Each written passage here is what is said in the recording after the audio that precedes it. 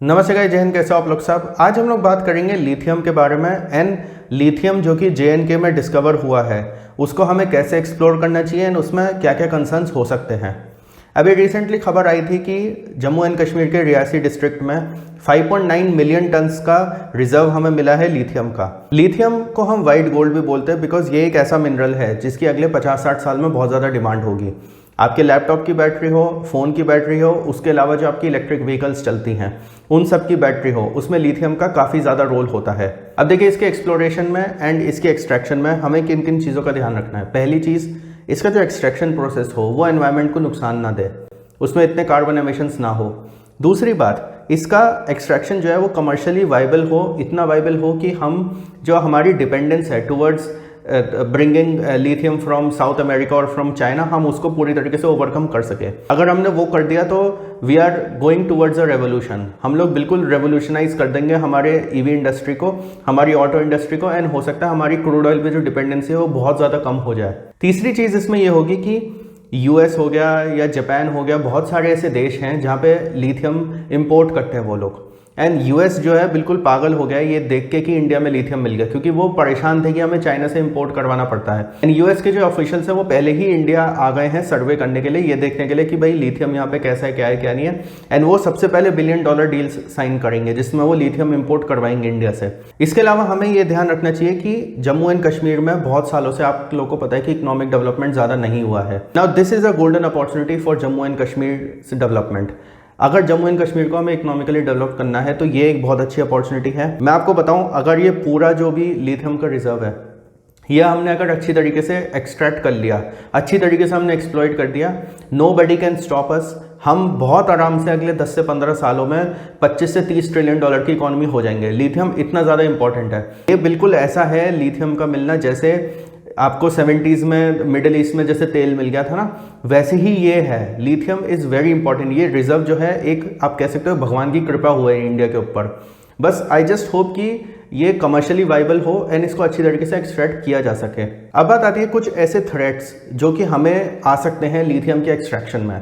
अब मान लीजिए जो मैंने शुरुआत में बातें बोली उन सबका गवर्नमेंट ने ध्यान रख लिया, सारा प्रोसेस अच्छी तरीके से हो सकता है, कमर्शियली वाइबल है, सब कुछ है। अब आप लोगों को भी पता है कि बहुत सारे देश ऐसे हैं जो नहीं चाहते कि इंडिया ग्रो हो, तो हो सकता है वो कुछ ना कुछ अड़ंगे डालने की कोशिश करें।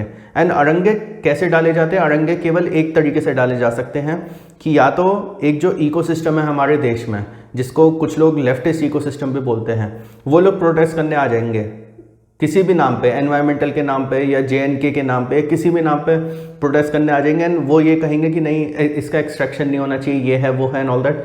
या फिर मान लीजिए वहाँ पे इंस्टेबिलिटी क्रिएट करना उस एरिया में, ये सारी चीज़ें हो सकती हैं। ये कुछ थ्रेट्स हैं जो आ सकते हैं बिकॉज देखिए क्या है, बहुत सारे लोग ऐसे हैं, बहुत सारे देश ऐसे हैं एंड इंडिया में भी अनफॉर्चुनेटली बहुत सारे लोग ऐसे हैं जो नहीं चाहते कि इंडिया की ग्रोथ हो। तो पूरी कोशिश करी जाएगी किसी ना किसी तरीके से इस एक्सट्रैक्शन को रोकने की, इससे जो फायदा इंडिया को हो सकता है उसको रोकने की। हो सकता है उसका प्रोसेस बहुत अच्छा हो सकता है उसमें कार्बन एमिशंस ना हो, बट ये जो कुछ लोग होते हैं ना वेस्टेड इंटरेस्ट वाले या जो NGOs होते हैं स्पेशली, जो एनवायरनमेंट के नाम पे धरना प्रदर्शन करते हैं, ये लोग उल्टे सीधे तर्क देंगे कि इससे इतना कार्बन एमिशन हो जाएगा, इससे ऐसे हो जाएगा, इससे वैसे हो जाएगा, फ्लोरा एंड फौना को अफेक्ट हो जाएगा, ये है वो है, ऐसी ऐसी चीज़ें कहेंगे। एज अ रिस्पॉन्सिबल सिटीजन ये हमारी पूरी जिम्मेदारी है कि हम गवर्नमेंट के प्रोसेस को भी देखें एंड फिर उसके बाद ये जो NGOs होंगे इनके मेन एजेंडे को भी देखें। बिकॉज बहुत सारे ऐसे प्रोजेक्ट्स रहे हैं इंडिया में जो कि इंडिया की ग्रोथ के लिए अच्छे थे, but unfortunately due to disruption from these NGOs and disruption from people जिनके वेस्टेड इंटरेस्ट होते हैं,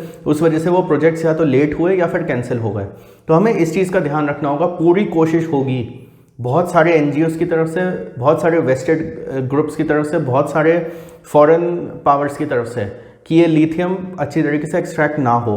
एक तो जो है आप इंडियन सिटीजन्स में एक अवेयरनेस लेकर आइए थ्रू न्यूज़ चैनल्स या थ्रू सोशल मीडिया चैनल्स कि हम लिथियम को कैसे एक्सट्रैक्ट कर रहे हैं एंड लिथियम से हमें क्या क्या फ़ायदा हो रहा है। अगर हमने ये गोल्डन अपॉर्चुनिटी मिस कर दी ना because of some fringe elements, तो हमारे लिए आगे बहुत ज़्यादा मुश्किल होगा, क्योंकि कहीं ना कहीं गवर्नमेंट को भी ये बात पता है कि crude oil always becomes a geopolitical tool. तो इसलिए आई होप गवर्नमेंट इन सारे थ्रेट्स का ध्यान रखे एंड प्लस जो शुरुआत में मैंने चीज़ें बताई कि एक्सप्लोरेशन एंड जो एक्सट्रैक्शन है वो कैसे होना चाहिए, उन चीज़ों का ध्यान रखें तो हम लोग बहुत अच्छी तरीके से इंडिया का इकोनॉमिक डेवलपमेंट कर सकते हैं इस लिथियम रिजर्व के साथ। आपका इस टॉपिक के बारे में क्या कहना है, प्लीज़ मेरे को कमेंट्स में ज़रूर बताना। इसके अलावा आपके कुछ और सजेशंस हो, कोई और चीज़ जो गवर्नमेंट को करनी चाहिए या कोई और चीज़ जो हम लोग को एज सिटीजन्स करनी चाहिए, वो भी आप कॉमेंट्स में ज़रूर बताना। Like this video, share it with all your friends. Thank you for watching the video.